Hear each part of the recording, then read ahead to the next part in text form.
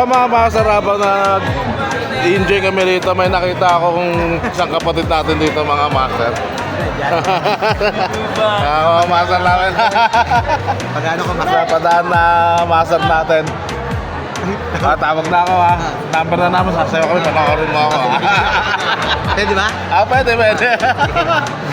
Tawag mo na ako, shoutout mo na. Yung music din po. So, hinahanap na ako. Dadali na pala kami. Patay. A few moments later. So yun nga mga master, kasama pa rin natin dito yung mga empleyado dito mga master. Yan mga master, meron na ulit nagpe-perform doon sa stage.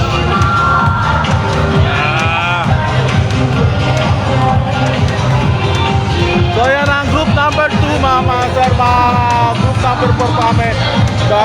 Hindi na pa yung announcement ng group number 3 bago ako pumunta sa mga kasama ko. So sayaw naman kami. Pero hindi ko na mapanoorin sa inyo yung mga master kasi ubaran ako ng digbutan to mga master.